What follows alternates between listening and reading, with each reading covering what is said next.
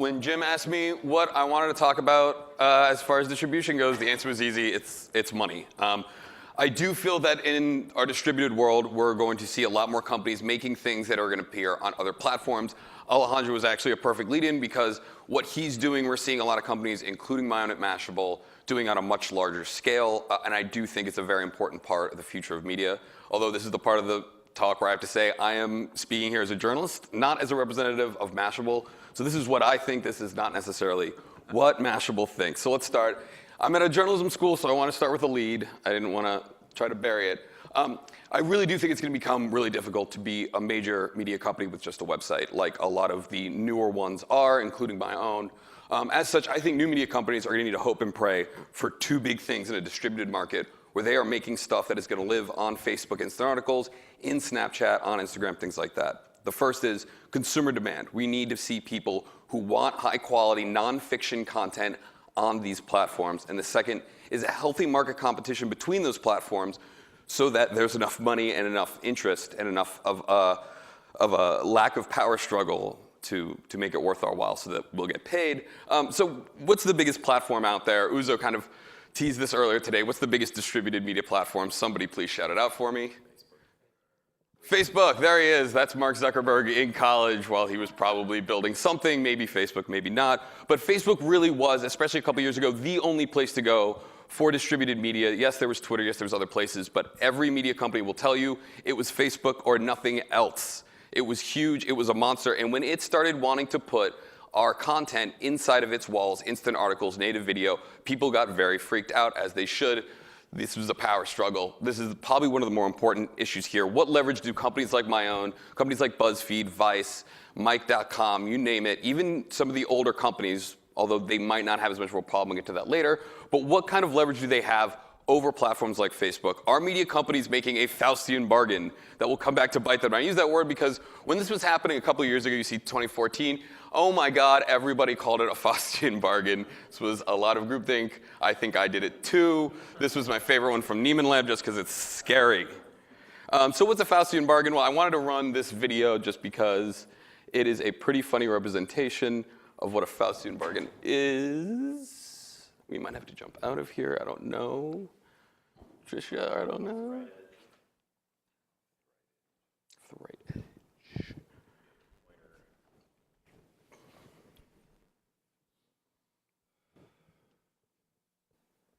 Got it. Great. Spacebar play it? Or is it, where's it coming from? YouTube. Okay. We could skip it. Yeah, if there's a play controller. Yeah, that's fine. We can skip it. Basically, the joke is, much like the Star Wars scene that was being referenced there, Facebook was saying, I have changed the deal. Pray I do not alter it any further. Facebook keeps changing the deal. We have to keep hoping they don't alter it further because much like Lando Calrissian in Star Wars, because I am a huge nerd, we had no leverage. This is not necessarily a new problem in modern media, though. I want to take us all the way back to 2011 when a company called Demand Media. Are you guys familiar with Demand Media at all? Yeah, Demand Media was like the BuzzFeed of its day. It was huge. It was a monster. It went public. It was worth about a couple $1 billion at its peak. It was worth more than the New York Times. People were writing things like, Demand Media knows how to make money in a tough media economy. The New York Times is still trying to figure out its business model. Well, what happened since then? That's Demand Media's share price since then. Things have not gone well. What happened? Well, Google happened. Companies like Demand and even early Huffington Post, they were built on Google. It was this great distribution platform, but it was all reliant on search traffic. They were basically what we call content farms. People would search for stuff, it would show up. What time is the Super Bowl is probably the best example of what that is. They were not the only company, however. This is John Harmon. If you don't know John Harmon and you're interested in this topic, please go read him. He's a David Carr Fellow at the New York Times, probably one of the best writers on this topic. He was writing this about the downfall of Metafilter, and this is in 2014, so a little bit later. But the thing I've highlighted is when did the best sites on the internet, giant and small alike, become anonymous subcontractors to tech companies that operate on entirely different scales? So what he was pointing out here is the power imbalance, is basically that we're seeing massive distribution, but through companies that media companies don't actually control. A few years later, this is a slide from BuzzFeed's Joe DeParetti. So this is a presentation of his from 2015 in which he's bragging about it, and you see in the right corner, 11.3 billion reach. So what he's saying is that it's a combination of things. You see Pinterest is in there, Twitter's in there, but as we said, Facebook's reach is massive. We're seeing this happening again. So the Google problem that demand ran into, new media companies were running into with Facebook. So here's a bit of a map of what BuzzFeed's thing is. I pulled this off the internet. It's probably a little bit outdated, but you can see this is what a distributed media company looks like. They have their website up there, but most of their stuff is all over the place. It's all of these random companies, and some of them are big, some of them are small. Like, I don't honestly know what Bell Media is, but you have Facebook on here, you have YouTube, you have some major things. So BuzzFeed clearly, like, they have a website. The website does good traffic, but they are all over the place. This is a unique thing in the past few years. Again, not just Google. Google's a big part of this. Facebook's a big part of this, but there's a lot of variety. So I want to talk about like the actual kind of nuts and bolts of this, because I think it's a very fascinating change for what media companies used to be and what they are now. So this is from Tony Hale. He's the CEO, was the CEO of Chartbeat. Really, really sharp guy. So this is what traditionally media companies did, right? They created stuff. We all create stuff. You hosted it, you hosted it usually on your website or even on your newspaper. You curated it, you had front pages, you decided what not to write, what to write. You distributed it, usually through your newspaper, your trucks, or even your website, and you monetized it. You sold ads, you sold subscriptions, things like that. Well, Facebook came along and said, like, we can distribute for you, and we're gonna do it way better. And you don't even have to worry about distribution. And the interesting thing about this is this would allow a lot of companies, including mine, to start, basically. Without the distribution that Facebook offered, you would not have the new media companies, because they were able to find these massive audiences very quickly, which also brought in venture capital and things like that. But more recently, Facebook is now doing all of this. They're curating it through their newsfeed, also by selecting which partners they want to work with, which is a whole other issue. They're hosting it on their website, instant articles, native video. They're monetizing it. They're selling ads against it. That leaves media companies with just one piece of that whole stack they had earlier, which is to create. So this is a pretty sharp, fundamental change in how media companies operate when they are working with Facebook. The thing is, though, they're not the only ones. Google, Snapchat, Instagram, YouTube, Twitter, there's tons of them are doing this now in some way, shape, or form, which is a very good thing that we'll get to in a little bit. This is important because also, meanwhile, back on the web, and I have to say David Garing's presentation yesterday kind of convinced me maybe things aren't as bad as they seem, but a lot of people are very skeptical about the future of making things for the web if you're a media company. Ev Williams, the CEO of Medium, the former founder of Twitter, called it a broken system and an ad-driven media on the internet. Simply doesn't serve the people. There is growing skepticism about this issue, and as David pointed out yesterday, any growth we're seeing in the actual money is not going to websites. It's not going to us. It's going to Google and Facebook. So back to the distributed idea. Here's a small smattering of the companies, and these are some of the biggest companies in the world. You have Verizon on here. They have a platform called Go90. You obviously have Google on here, both with AMP and with YouTube. You have Amazon. Amazon's not quite playing in it, but they are getting into content. They're an interesting player in this, and there's plenty more. The BuzzFeed chart was probably more encompassing. But the issue we have right now is that while there's a lot of people playing in this space, there's not a lot of money. This is from Digital Content Next, which surveyed 17 publishers, found that there was about $7.7 million from these places in the first half of 2016. That's just not a lot of money. It's a very, very small pie right now to go around for companies that are putting their content on all of these platforms. So what do these platforms want? Like, what are they really asking for? What are they working with publishers? What are they trying to sell advertisers against? Video. It's all video. Print for these companies is, they want video. They want high quality video that people are going to watch for, ideally longer than 60 seconds. So here's a chart from Mashable.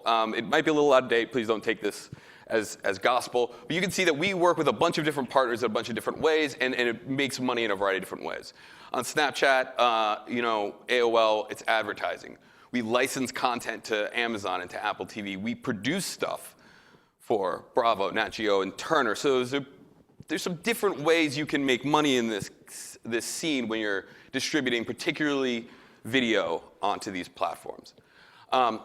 This kind of begs the question, though, and I think this is core to where we're seeing media companies go. Is like, does that mean media companies are going to become just production companies?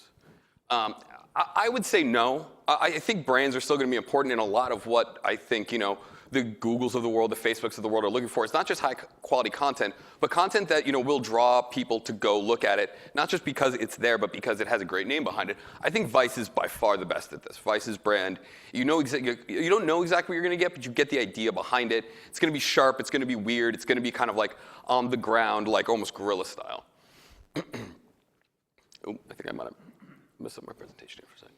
So this is kind of part of that, which I think is like an interesting way to look at what a modern media company might become, which is the funnel, the marketing funnel that we all know and love, kind of becomes an important thing here in the sense that this is kind of how I see even like Mashable and a lot of companies working. The top level, this lead generation awareness, is what I do. It's print. It's the thing that we're going to be able to distribute most widely, is going to be the most read by millions and millions of people. And it's also going to be something that you encounter, and that's what builds the brand in your mind. It's like, oh, this is a Mashable story. They're covering tech in this way. The second level, something along the line of maybe even long-form journalism, but also short-form video. There's a little bit more money there. You also still get some user data that I'll get to in a minute. But as you go down, there's going to be less and less of this content made up until you get to this kind of high-end, big-budget video, the stuff that we're licensing, the stuff that we're selling off.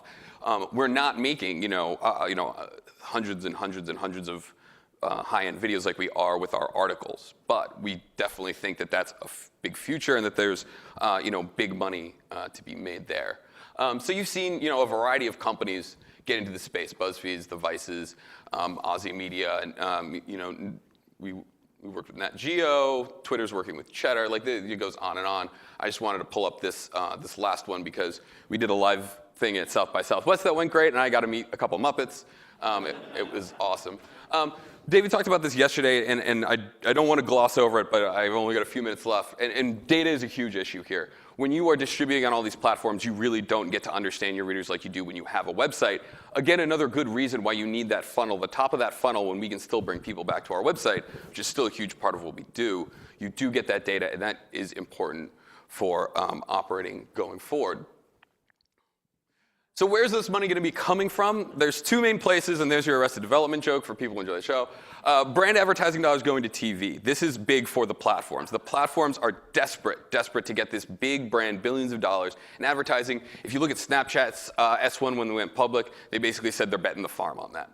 The other way is through subscription platforms, which I think is very interesting, because whereas Mashable does not have a subscription tier, but what we can do is work with companies that do, that say to customers, look, we're going to provide you with all this content, and it's great, but you have to pay us.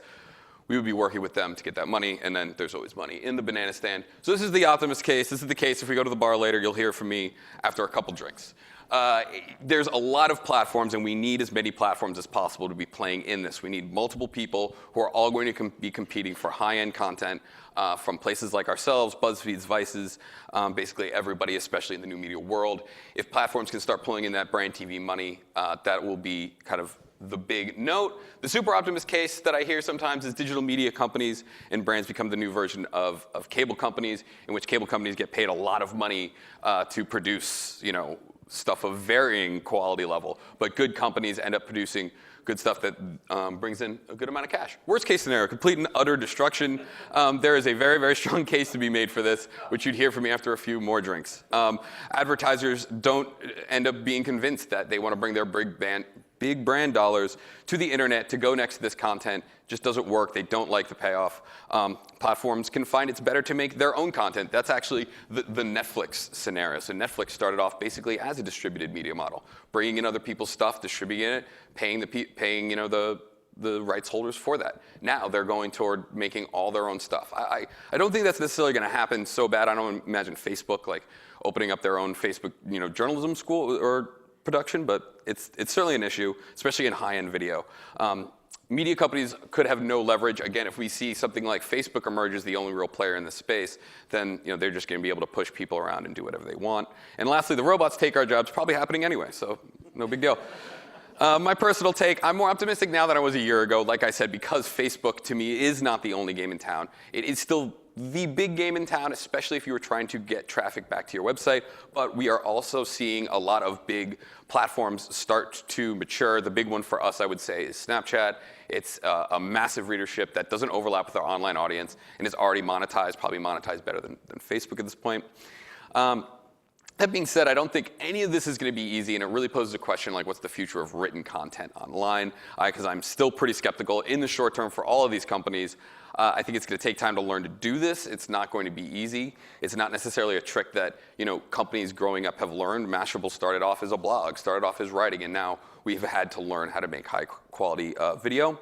The money has yet to show up. It could show up and disappear. This is still a question, and I don't think that distributed print, Google AMP, Facebook Instant Articles is ever going to be that good of a business model. And I would say also to any of the journalism students in the room, if you're not doing video, you need to start immediately. Start learning to make video, continue writing, but video is going to be such a big part of this future. It's what's going to help you get your first job. So in conclusion, as I said in the beginning, we need to see the demand on platforms for high quality nonfiction content. And we need to see at least, I would say, 3 good platforms, if not more, emerge as consumers for that. So can platform be a viable business? If so, when? I have no idea, really. If you know, email me. We'll start a company together. We'll get rich. Great. Great. Thank you, Jason. Okay, questions for Jason? Yeah.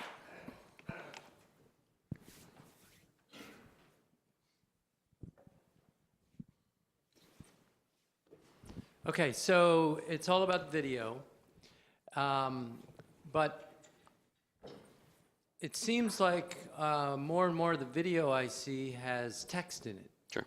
And so I'm wondering if you guys at Mashable are thinking about other ways to deliver text. So you could say video is a way to deliver text now, which I never thought I would say before. Sure. But are you guys working on other kind of approaches to make text, to have a renaissance of text? Well, I mean, we talked about this the other night. I do think audio is kind of, in some sense, text, and where podcasting is going. I do see a lot of upside there. I think it has been a little like oversold so far, but that we've seen how popular radio was and still is. And if there is a serious upside to text, I actually do think it's in audio. And that is something that I think we, along with a lot of other places, have been discovering. But if you look on Snapchat, Snapchat's video, but its video is still with a lot of text, partially because as Facebook kind of proved to everybody, a lot of people will watch video online without sound. So the future of, are you going to have earbuds in all the time? Maybe. I mean, we're seeing AirPods. We're seeing this kind of sound becoming a little bit more ubiquitous. But for now, I still think that text will be important, but it's going to not necessarily be in the reading form.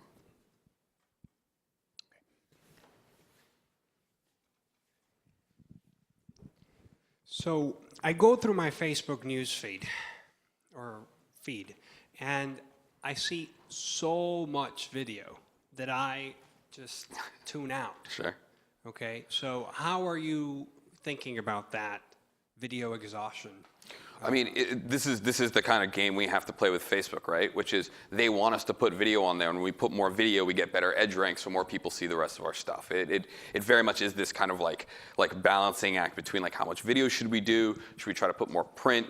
Where's the value to that? Also, is Facebook going to start monetizing video better? Talk to anybody in the media industry, and they're frustrated with that. So, I mean, unfortunately, we can't really control that kind of problem because Facebook has such a grip on the newsfeed.